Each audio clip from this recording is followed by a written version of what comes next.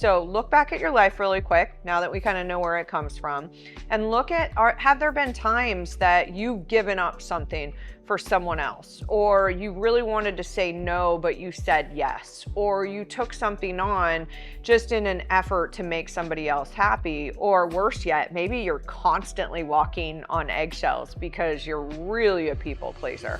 All right, we are digging into how to stop people pleasing today. I know a lot of you out there are probably saying to yourself, that's totally me. And it's time that you start prioritizing yourself, because I will tell you, eventually it's going to catch up with you. Now, you can continue to put other people first, continue to be a people pleaser, but there will be burnout in your future. So it's important that we kind of unpack where this comes from to begin with, just so you have a little bit more self-awareness. I think some of it might have to do with birth order, how our parents were. I know in my situation, I had a sister that was a little bit more challenging. And so I was always striving to take care of everyone else. And in that, over the years, I realized that I was sacrificing my own well-being. And it was also a major distraction for me not having to work on myself, because if I was constantly worried about, in focusing on taking care of other people, then I didn't have to worry about looking at myself and looking in the mirror. So number one, it could have been a distraction mechanism that you used, that, you really believed that putting other people before yourself was the right decision. Maybe your parents were, you kind of walked on eggshells and you were constantly trying to make sure everyone around you was happy. Now, some of us can't ever find why we became a people pleaser. I know women in general, we are definitely heavier on the nurturing side, so we can tend to give a lot more than we receive.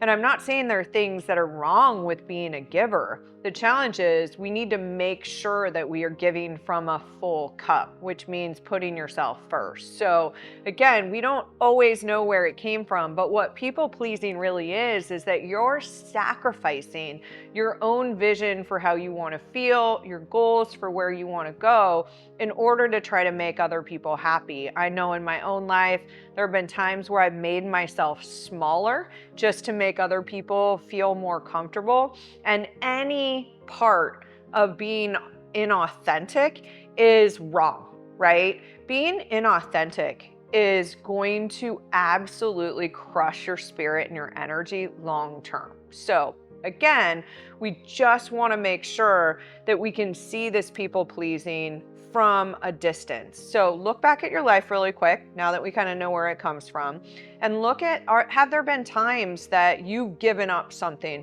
for someone else, or you really wanted to say no, but you said yes, or you took something on just in an effort to make somebody else happy, or worse yet, maybe you're constantly walking on eggshells because you're really a people pleaser. There's all varying degrees of this. So if any of that resonates with you, what you really want to take a look at is just saying, the sooner that I get a hold of this and really just step into my power, which is being fully authentic, the greater chance for joy and success that I have in my life. And so how do we get there? The first thing that you need to do is have the self-awareness. I am a recovering people pleaser. I'm going to tell you that now. And I relapse on a regular basis, and I have to catch myself doing it. So the first critical step that you have to take is having that awareness that this is a pattern that I've continuously played out over my life. So that's step one. Once we recognize and have that self-awareness that we are a people pleaser, we can take that next step of, really getting committed to putting ourselves first. So for me, that really starts with my morning ritual. Go check out that video on my page if you haven't watched it yet, and I'll share a lot of what I do there. But basically, I set the tone for my entire day that I come first by ensuring that I wake up early, looking at my goal, my vision. It is that reminder to my brain to really stay focused on the things that I'm trying to create. Because trust me, I get asked to do a lot of things, and I'm constantly having to say no because it's not in alignment with my priorities, but it might be what somebody else really wants from me. And being that old people pleaser, I might have said yes before, and now it's a hard no for me. So again, we're going to put ourselves first by just starting our day out that way. And then notice you know, as you look at your life, like where this pattern tends to show up. And it can be with people, places, things. And again, it can either be a distraction or it could just be some programming that you accidentally picked up along the way. So what does that look like? Really just taking an assessment and journaling, or just taking some time and reflecting back on, maybe, is it a parent that you've constantly been a people pleaser with? Is it a partner? Is it your kids?